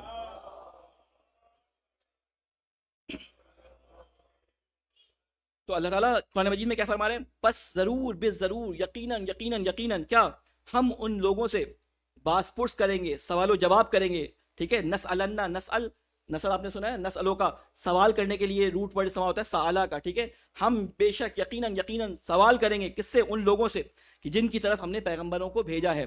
یعنی ہم ان قوموں سے جن پہ پیغمبر آئے ہیں، مسلمانوں سے، یہودیوں سے، عیسائیوں سے، اور وہ تمام لوگ جن کے پاس پیغمبر آئے ہیں، ہم ان سب سے سوال کریں گے. ہم کسی کو چھوڑیں گے نہیں. کوئی اگر یہ سمجھ رہا ہے کہ فلاں سے محبت کی وجہ سے ہم سے سوال و جواب نہیں ہوگا، بغیر سوال و جواب کے ہمیں جنت میں داخل کر دیا جائے گا، تو وہ قرآن مجید کے خلاف سوچ رہا ہے. اس کے دل میں یہ آرزو ہے ایسا ہو کہ سوال و جواب نہ کیے جائیں.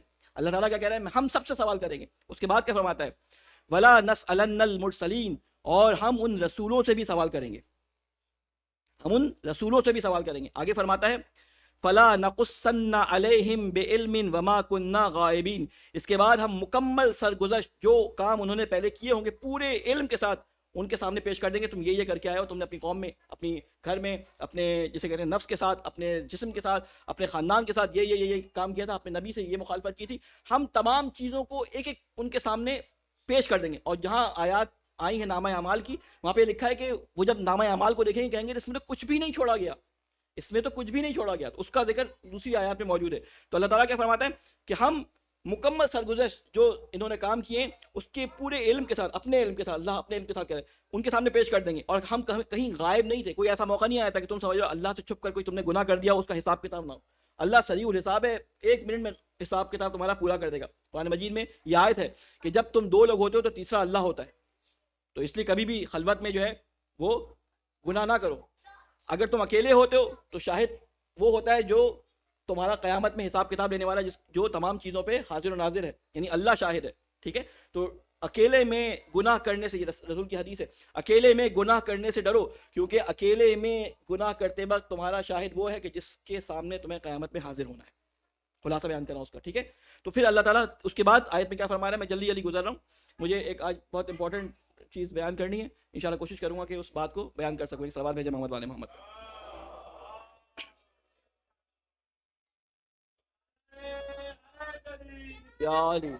اس کے بعد فرماتا ہے والوزن یومئذ الحق فمن ثقلت موازینہ فاولئک هم المفلحون. اور آج کے دن اعمال کا تولنا برحق ہے. قیامت کے دن کے بارے میں فرمایا, روز محشر کے بارے میں فرمایا. آج کے دن محشر میں, قیامت کے دن اعمال کا تولنا برحق ہے. اللہ تعالیٰ کا فیصلہ ہے کہ اعمال کو تولا جائے گا, بغیر اعمال کو تولے آگے نہیں بڑھایا جائے گا.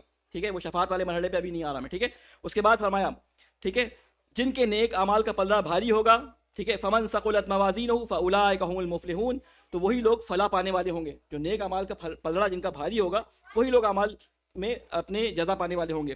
اور اس کے بعد فرماتا ہے ومن خفت موازینہ الذین خسروا انفسهم بما كانوا بآیاتنا یظلمون. اور جن کے پلڑے ہلکے رہیں گے تو یہ وہ لوگ ہیں کہ جنہوں نے ہماری آیتوں کو, ہم نے جو آیتیں ان پہ بھیجی تھیں, جو ہماری قولی آیتیں تھیں, جو ہماری فعلی آیتیں تھیں, ہماری کتبی آیتیں تھیں, ان کو جھٹلایا. کیا کہا, جن لوگوں نے ایک سوال بھیجے محمد والے محمد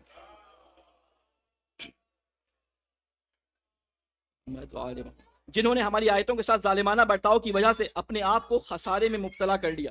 یعنی کچھ لوگ ایسے ہوں گے جنہوں نے ہماری آیات سے دوری اختیار کی, ان کے مقابل میں اپنے عقیدے بناتے رہے, تو ہم ان کو گمراہی میں اور خسارے میں رکھیں گے. یہ اللہ تعالیٰ کے واضح جو ہیں وہ آیات ہیں جو اللہ تعالیٰ تمام لوگوں کے لیے بیان کر رہا ہے, اس سے کسی کو استثناء نہیں کیا, نہ لوگوں کو, نہ مرسلین کو, رسولوں کو. دیکھیں مرسلین وہ بھیجے ہوئے پیغمبر, ارسال کہتے ہیں بھیجا ہوا, رسالہ, ٹھیک ہے, رسول کہتے ہیں بھیجا ہوا, اللہ کی طرف سے بھیجا ہوا, نبی کہتے ہیں پیغام پہنچانے والے کو.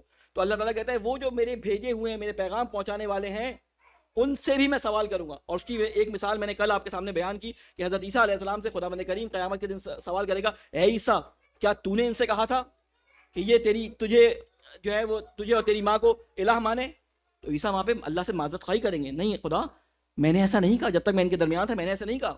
اتخذونی, کیا تم نے ان سے کہا تھا کہ تجھے اور تیری ماں کو جو ہے وہ الہ بنائے, خدا بنائے؟ تو اللہ تعالیٰ ایک سوال و جواب کی وہ بیان کر رہا ہے. اس کے علاوہ بھی اور بھی ہیں مثالیں, ابھی وقت نہیں ہے اس کو بیان کرنے کا. اب میں مستقیماً ایک اور مثال کی طرف آ رہا ہوں. بہت معذرت کے ساتھ بہت ساری باتیں بیچ میں اس سے پہلے مقدمے کے طور پہ بیان کرنی چاہیے تھی آپ کے ذہنوں کو آمادہ کرنے کے لیے, لیکن وقت نہیں ہے میرے پاس. میں وہ مثال بیان کر رہا ہوں کیونکہ میں نے یہ آپ سے عہد کیا تھا, وعدہ کیا تھا کہ میں ہر مجلس میں امام حسین علیہ السلام کا کوئی قول آپ کے سامنے پڑھ کے بیان کروں گا.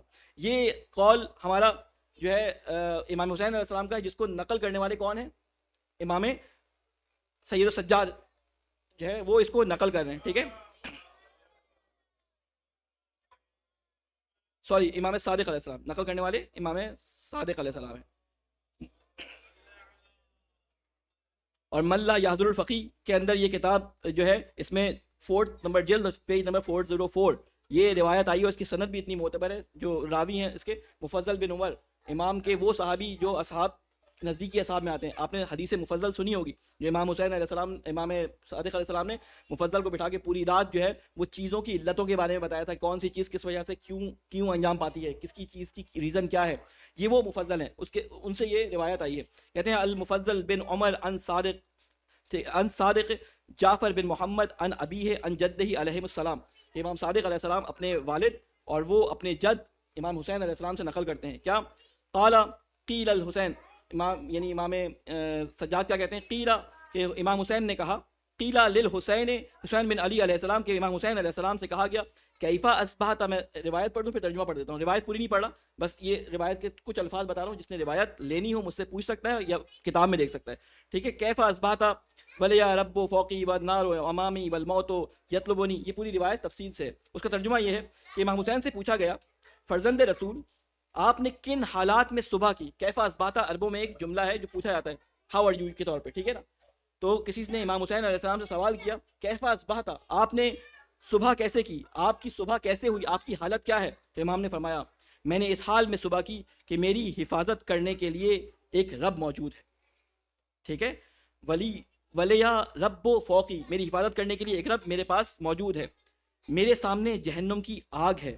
موت مجھے طلب کر رہی ہے، میرا حساب لکھا جا رہا ہے، میں اپنے عمل کا گروی ہوں، یعنی جو میں کام کرتا ہوں اس کے بدلے میں میرا حساب و کتاب کیا جائے گا، میں اپنی پسند کو حاصل کر نہیں سکتا اور ناپسندیدہ شے کو خود سے دور نہیں کر سکتا۔ ایک صلوات بھیجیں محمد والے۔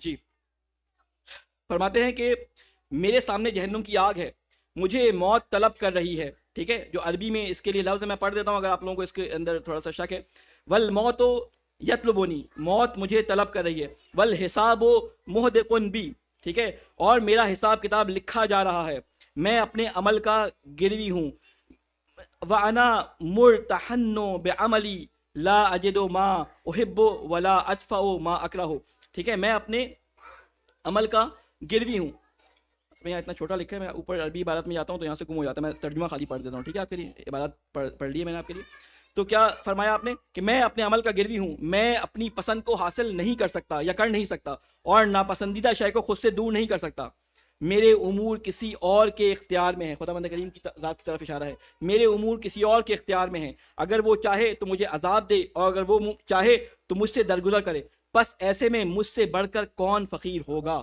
یہ میں امام حسین علیہ السلام کی روایت آپ کے سامنے سنائی ہے، میں اس پہ کوئی کامنٹس نہیں دیتا، آپ کو اس سے جو توجیہ کرنی ہو، جس کی جتنی تعویلیں کرنی ہو کرتے رہیے گا، لیکن یہ روایت امام حسین علیہ السلام کی ہمارے سامنے موجود ہے، آپ جا کے اس کے اطراف میں جو روایات ہیں ان کو بھی پڑھیے گا، ان کا ترجمہ اردو میں موجود ہے ان کو بھی پڑھیے گا، اور پھر اس کے بعد وہ چیزیں جو آپ کے ذہنوں میں بیٹھی ہوئی ہیں ان کو ذرا ہلائیے گا کہ ہم نے دین کہاں سے لیا ہے، ہم نے دین امام حسین سے لیا ہے، ہم نے دین رسول خدا سے لیا ہے، ہم نے دین امام علی علیہ السلام سے لیا ہے، یا ہم نے دین اپنی پسند کا بنایا ہوا ہے۔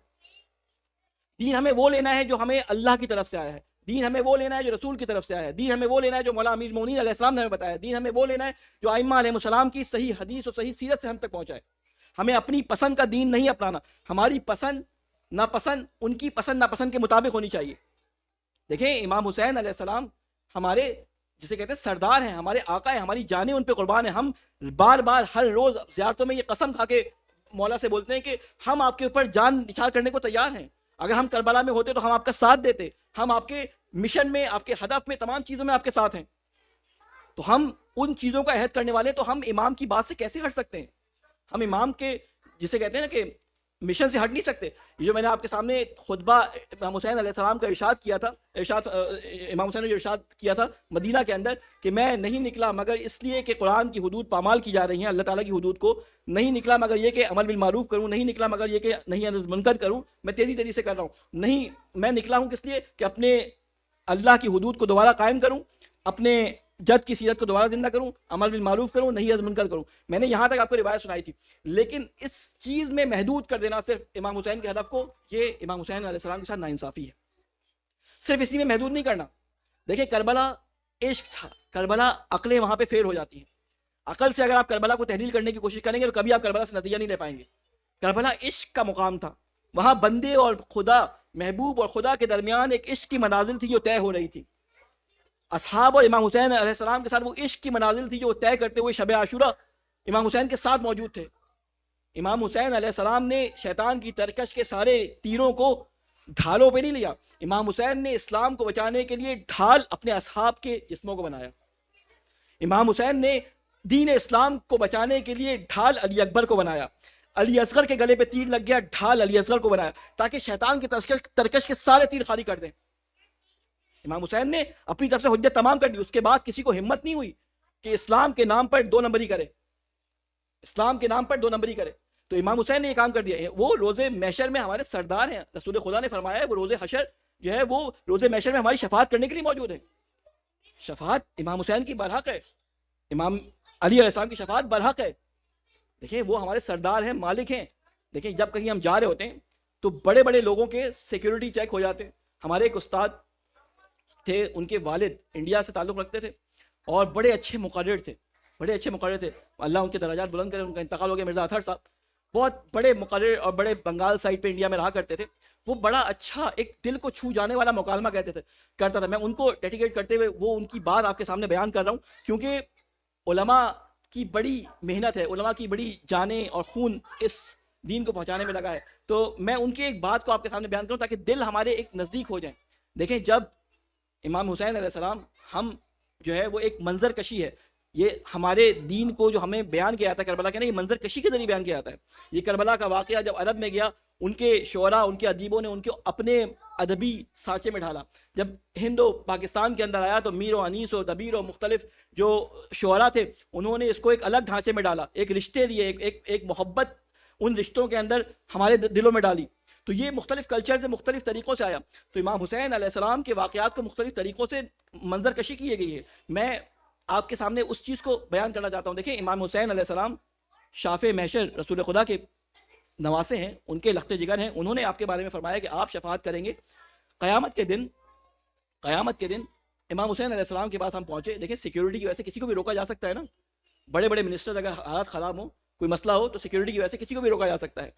آپ سمجھیں کہ ہم, آپ کیا سمجھیں, میں اپنے آپ کو کر لیتا ہوں, وہ اپنا نام لیتے تھے, میں اپنا نام لیتا ہوں, کہ رضا حسین صاحب محشر کے میدان میں پہنچا, سیکیورٹی کے لیے روک لیا گیا. انہوں نے کہا کہ میری تو شفاعت ہوئی بھی ہے, تو میں تو مولا حسین علیہ السلام سے ملاقات کے لیے جا رہا ہوں. کہا مولا حسین علیہ السلام نے بھی آپ کو بلایا ہے, مولا حسین نے آپ کو بلایا. ایک صلوات بھیجے محمد والے محمد پہ.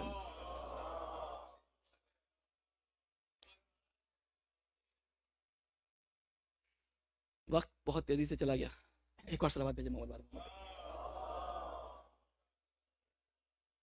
تو مولا حسین علیہ السلام کے پاس, میں ابھی مصائب شروع نہیں کر رہا, ابھی اس کو غور سے سنیے گا ذرا, 5 منٹ اگر اوپر ہو جائیں تو بہت معذرت چاہتا ہوں. امام حسین علیہ السلام کے پاس پہنچے, رضا صاحب, ہاں رضا صاحب, رضا حسین رضوی, کیا حال ہیں آپ کے؟ غور سے میری انداز بیان کو نکال دیے گا, صرف اس بات کو ذہن میں رکھیے گا میں کیا بولنا چاہ رہا ہوں. ہو سکتا ہے میرے ٹوٹے پھوٹے الفاظ آپ کو سمجھ نہ آئے, لیکن سمجھیے گا میں کہنا کیا چاہ رہا ہوں. رضا حسین صاحب کیا حال ہے؟ مولا آپ نے ہمیں پہچان لیا؟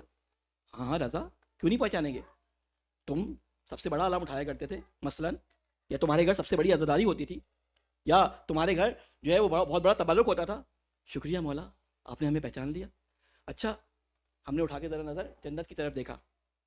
مولا کیا کہیں گے, کہاں دیکھ رہے ہو؟ کہا مولا بس وہ ذرا جنت کی طرف.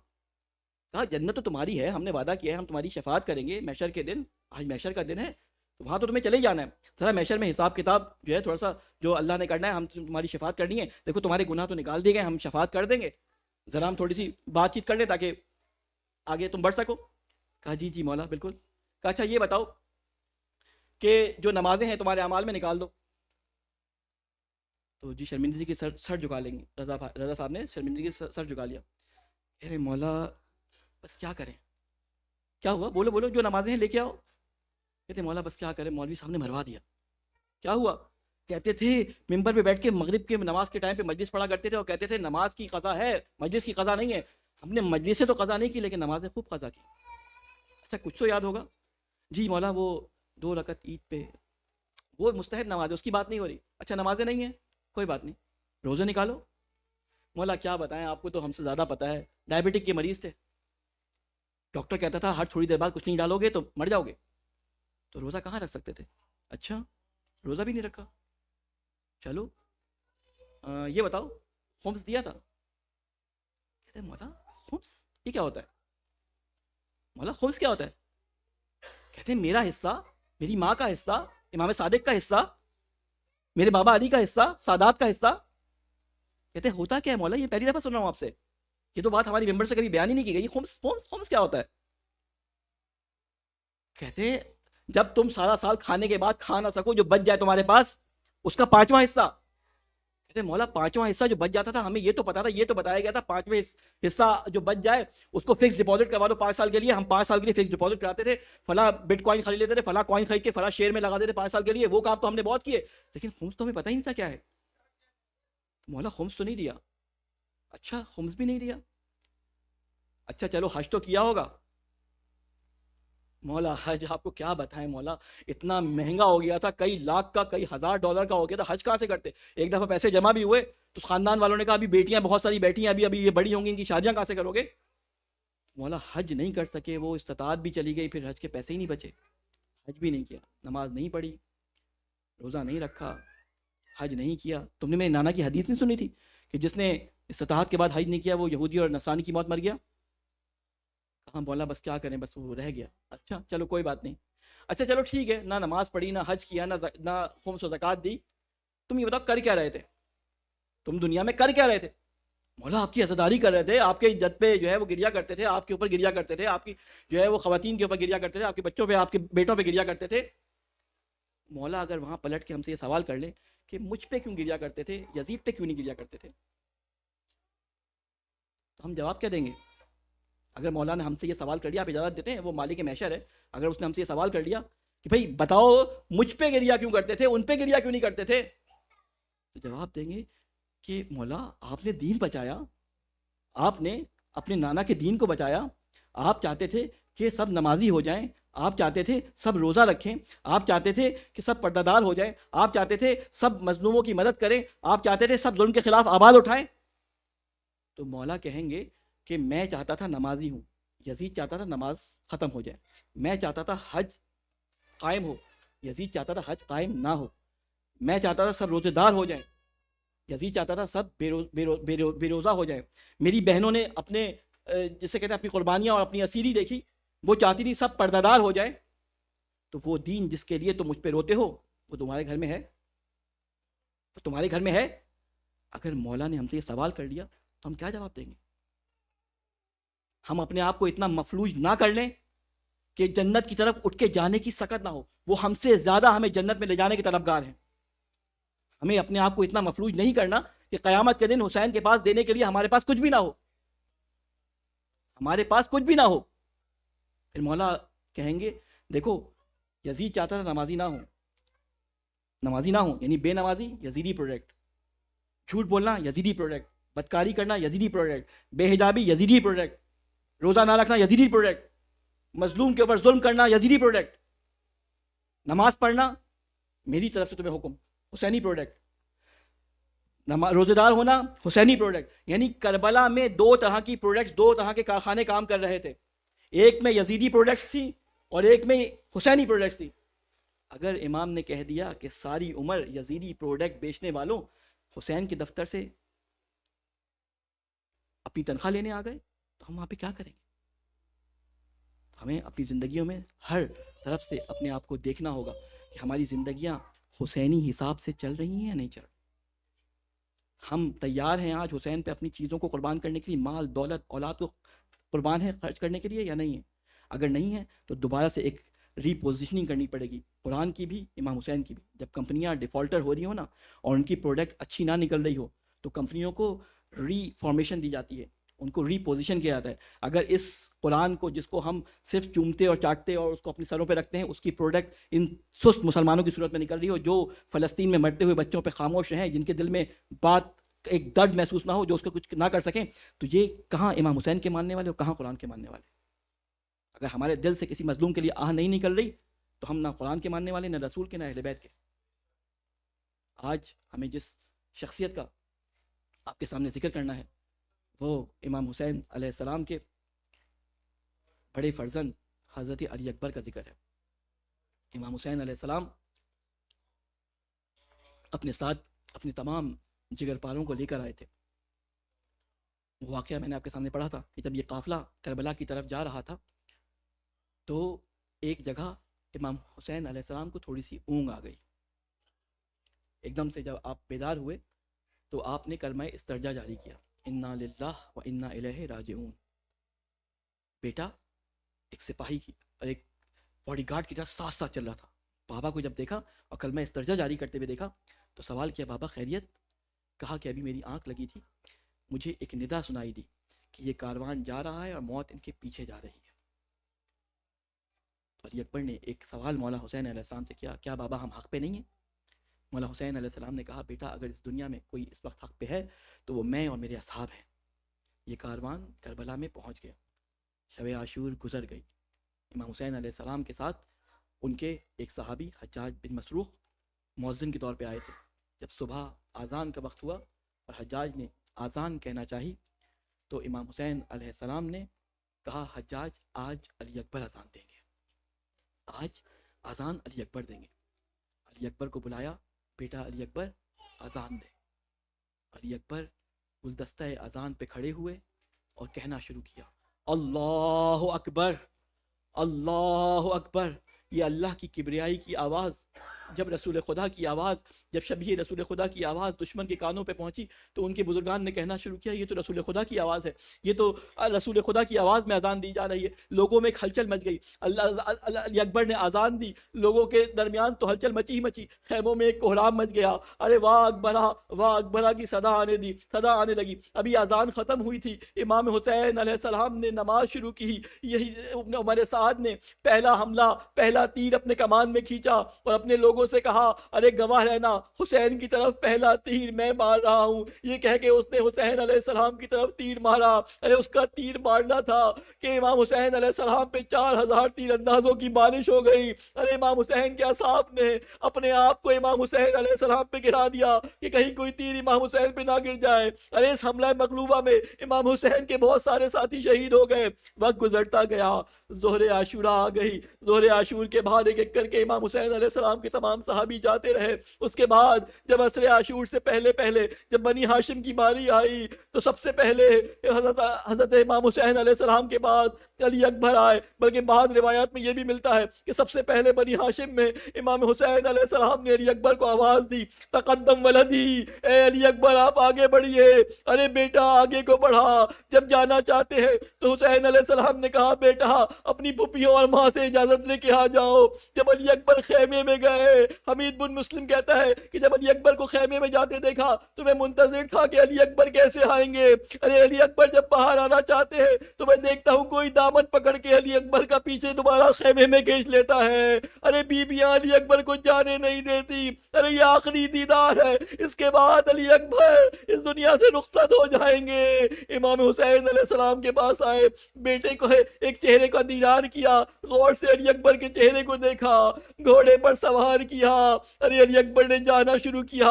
امام حسین علیہ السلام نے آسمان کی طرف انگلی اٹھائی اور کہا اے اللہ تو گواہ رہنا، میں اس قوم کی طرف اپنے اس بیٹے کو بھیج رہا ہوں جو سیرت میں ارے رسول خدا کے اخلاق میں مشابہ ہے۔ ارے یہ وہ بیٹا ہے کہ جب میں رسول خدا کی زیارت کرنا چاہتا تھا تو میں اکبر کی زیارت کر لیتا تھا، اکبر جانا شروع ہوئے، کچھ آہٹ محسوس ہوئی۔ اب جو پلٹ کے دیکھا تو میرا مظلوم امام پیچھے پیچھے گھوڑے کے چلا رہا ہے۔ ارے اکبر نے گھوڑے کو روکا، گھوڑے کو روکنے کے بعد بابا کے پاس آئے، ارے بابا آپ نے تو مجھے رخصت کر دیا تھا، اب میرے پیچھے کیوں آ رہے ہیں؟ ارے امام حسین کو کوئی جواب نہ بن سکا۔ علی اکبر کو دیکھا، ارے جس کا کوئی بیٹا نہ ہو وہ باپ کی محبت کیا سمجھ سکتا ہے؟ ارے علی اکبر نے باپ سے پوچھا ارے بابا آپ نے مجھے روک کیوں لیا؟ علی اکبر کو دیکھنے کے بعد مولا حسین نے کہا ارے اکبر آہستہ آہستہ جاؤ اور جب جاتے رہو تو پیچھے پلٹ کے دیکھتے رہنا۔ علی اکبر دوبارہ چلے۔ ارے علی کے پوتے ہیں، حسین کے بیٹے ہیں، ارے دشمن کو تارو مار کرنا شروع کیا۔ روایت کے جملے ملتے ہیں کہ علی اکبر نے 120 لوگوں کو کشتار کیا، ان کو پھر نار کیا۔ اس کے بعد ایک دفعہ مولا حسین علیہ السلام کے پاس آئے اور مولا حسین علیہ السلام سے پہلی دفعہ کوئی خواہش کی، یہ کہتے ہیں یا ابھی، اے میرے بابا، ارے پیاس مجھے مارے جا رہی ہے، اس زنا کی سنگینی مجھے قتل کیے جا رہی ہے، ارے تھوڑا سا اگر پانی مل جائے تو میں ان کو بتاؤں کہ علی کا پوتا کیسے لڑتا ہے، میں ان کو بتاؤں کہ علی کے پوتے کی جنگ کیا ہوتی ہے۔ امام حسین علیہ السلام نے کوئی جواب نہ دیا، لیکن ایک جملہ کہا ارے جاؤ علی اکبر، تمہیں نعرہ رسول خدا سیراب کریں گے۔ ارے امام حسین یہی تو کہنا چاہ رہے ہیں کہ علی اکبر اب پلٹ کے نہ آنا، علی اکبر اب پلٹ کے نہ آنا۔ ارے علی اکبر لڑنے کے لیے گئے، میدان میں جنگ کی، ارے ظالموں نے دھوکے سے تیر مارے، ایک سنہا اکبر کے سینے میں ٹوٹ گئی، ایک گرز جو سر پہ لگا اکبر سے گھوڑے پہ سنبھلا نہ گیا۔ ارے جنگ کے میدان میں دشمن کے درمیان آگے بڑھ رہے تھے، اکبر کے سر پہ جب گرز لگا، اکبر نے اپنے آپ کو گھوڑے کی باہوں پہ جھکا لیا، ارے اپنی باہیں گھوڑے کے گلے میں ڈال دی، ارے گھوڑا اکبر کو لے کر دشمنوں کے درمیان چلا۔ ارے روایت کے جملے ہیں کہ قطعہ جسمہ، اس کا جسم ٹکڑے ٹکڑے ہو گیا۔ اربن اربا کے الفاظ آئے، اور جس کے ہاتھ میں تلوار تھی اس نے تلوار ماری۔ ایک دفعہ علی اکبر گھوڑے سے گرے، آواز دی السلام علیکم یا بتا، ارے سلام ہو آپ پر میرے بابا، یہاں نانا رسول خدا پانی لے کے آئے ہیں، ارے یہاں پہ انہوں نے پانی سے سیراب کر دیا، اب میں کبھی پیاسا نہ ہوں گا۔ حضرت علی اکبر کے پاس امام حسین پہنچے، ارے علی اکبر کے کندھوں کے نیچے ہاتھ دیا، ارے کیا بات ہے بیٹا، تمہیں تکلیف کس بات کی ہے؟ علی اکبر نے اپنے سینے سے ہاتھ اٹھایا، ارے سینے کی ہنی، بچی کی ہنی سینے میں ٹوٹی ہوئی تھی۔ اب جو امام حسین علیہ السلام نے تیر نکالنا چاہا، شاید ایک دفعہ کربلا کا رخ کیا ہو، شاید ایک دفعہ یاد کیا ہو نہ، ارے دادا ابراہیم، اے مولا علی، در خیبر کو اکھاڑنا شاید زیادہ آسان تھا، اسماعیل کے گلے پہ چڑھانا جس کی جگہ دمبا آ گیا تھا زیادہ آسان تھا۔ ارے یا علی مدد کہہ کے جو امام حسین نے برچی کھینچی، علی اکبر کی روح پرواز کر گئی۔ ارے مولا حسین ایک دم سے دھاڑے مار کے روئے، آپ نے اپنے گالوں کو علی اکبر کے گالوں پہ رکھ دیا۔ اے علی اکبر، تیرے بعد اس دنیا پہ یہ خاک، اس کے بعد مولا علی اکبر کے لاشے کو اٹھانا چاہتے ہیں لیکن ہمت نہیں ہے۔ آواز دی، اے بنی ہاشم کے بچوں، آؤ اپنے بھائی کو اٹھاؤ۔ ارے بنی ہاشم کے چھوٹے چھوٹے بچے آئے، ارے بھائی کی لاش کو اٹھایا، لے کر چلے۔ ارے علی پیچھے پیچھے حسین، آگے آگے بچے، جب یہ بچے امام حسین کے ساتھ علی اکبر کو لے کے خیموں کے پاس آئے، ارے سب سے پہلے جس بی بی نے اپنے آپ کو امام اکبر کی قبر پہ گرایا، کی لاش پہ گرایا، وہ بی بی زینب تھی۔ ارے راوی کہتا ہے میں نے دیکھا کہ ایک بی بی ہے، اس کی چادر لال ہے، یہ چادر لال کیسے ہو گئی؟ کسی نے جواب دیا، ارے چادر تو سفید تھی، لیکن جب علی اکبر کے لاشے پہ زینب نے اپنے کو گرایا تو چادر خون سے سرخ ہو گئی۔ انا للہ و انا الیہ راجعون وسیعلم الذین ظلموا ای منقلب ینقلبون۔ بار اللہ تجھے واسطہ ہے محمد والے محمد کا، ہمارے گناہ کبیر اور صغیرہ کو معاف فرما۔ اے اللہ ان آنسوؤں کو جن آنکھوں میں ہیں ان آنسوؤں کو اپنی بارگاہ میں قبول فرما۔ اے اللہ ہمارے پرسے کو قبول فرما۔ اے اللہ تجھے واسطہ ہے محمد والے محمد کا، ہمارے مرحومین پہ اپنی رحمت نازل فرما، ان کے گناہوں سے درگزر فرما، علماء کرام کا سایہ ہمارے سروں پہ قائم فرما، عزاداروں کی حفاظت فرما۔ اے اللہ ہمیں اپنے امام کے ناصروں میں شامل ہونے کی توفیق عطا فرما، ہمارے امام کی حفاظت فرما۔ ربنا تقبل منا انک انت السمیع العلیم برحمتک یا ارحم الراحمین۔